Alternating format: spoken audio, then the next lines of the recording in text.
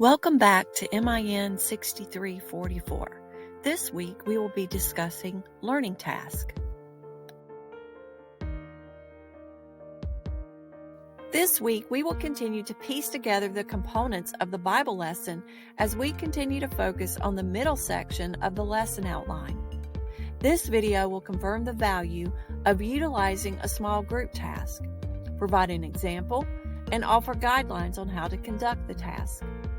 Vela defines the learning task as an open question put to members of a small group who have been given all the resources they need to respond. This is one type of approach that you can use to ensure engagement of the learners with the content of the lesson. This type of teaching method is considered an active student-centered approach. This teaching method utilizes teaching strategies that will encourage dialogue among the students and involve them in the learning process. We are defining active learning as any instructional strategy that engages students in the learning process in an active way as part of the group space activities. But first, why do we need to use active learning strategies? Well, let's go back to what we understand about what the brain needs to encode what it learns into our long-term memory. When students think about material in more meaningful ways, underlying brain structures will change to promote more enduring learning. When students can comprehend, apply, analyze, synthesize, and evaluate what they learn, they more easily remember the content because it becomes encoded in the long-term memory. Actively participating in the learning process gives us the ability to transfer knowledge to other situations, develop more complex skills in thinking or problem solving, is effective in changing our behavior, and decreases dependence on the teacher and increases self-regulated learning. The teacher becomes the interpreter, coach, and guide, and not the informer and protector of knowledge. Students need to be personally involved and fully engaged in discovering, exploring, and interpreting the meaning of the content, rather than passively listening. An added bonus is that activities usually require teamwork, and this is a good way to enhance community spirit within the class, and working in groups is also an important skill students will need to learn both for school and in their future jobs or ministries. There are many advantages to including active teaching strategies in your Bible lesson. But now we need to decide which teaching strategies will help your group to increase in their knowledge, master important skills, and change their attitudes and behaviors.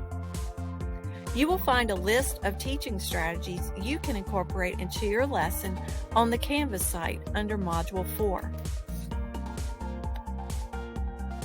Jesus is a great example of a teacher who incorporated strategies into his lessons.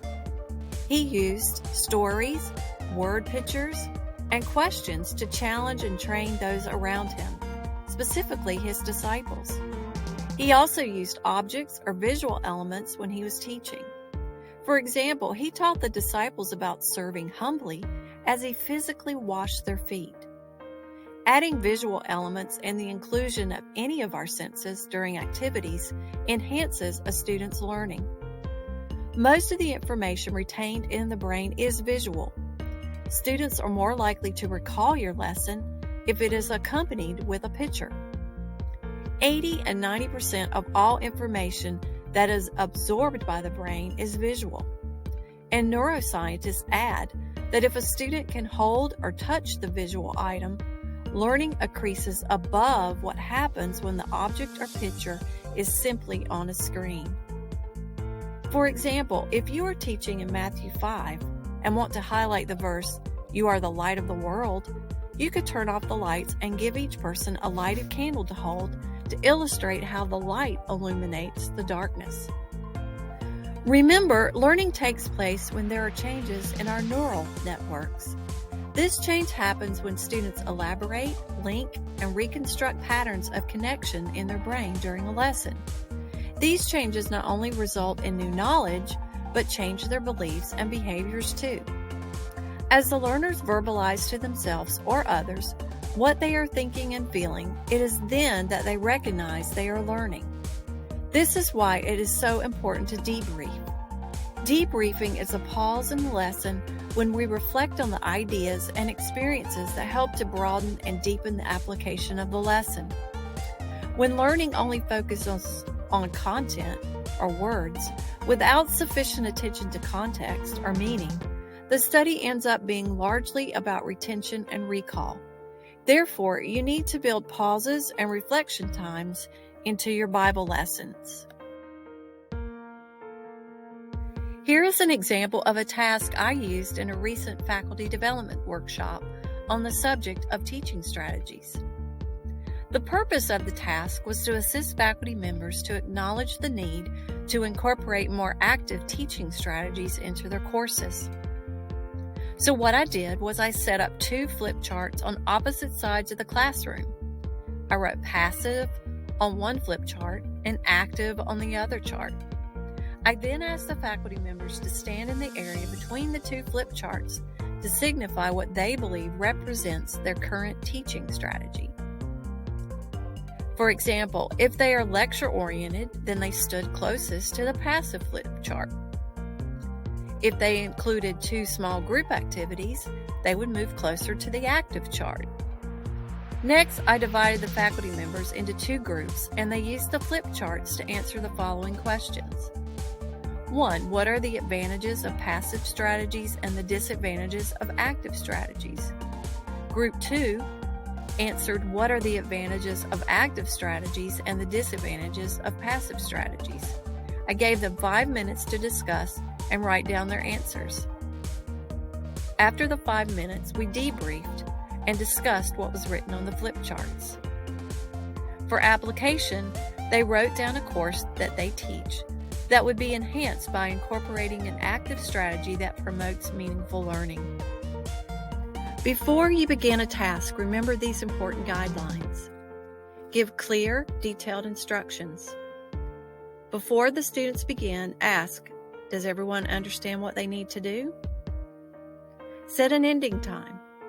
Let them know that they need to complete the task by 2:45. Or give them a set amount of minutes.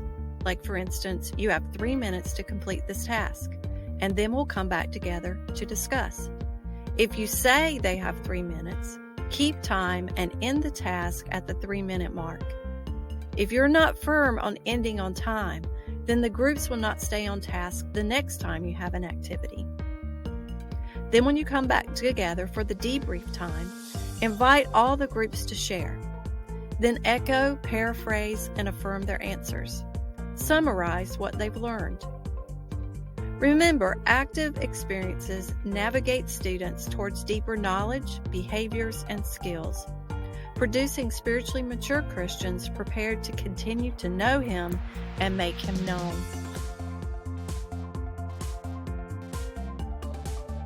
And remember, teaching is for life change.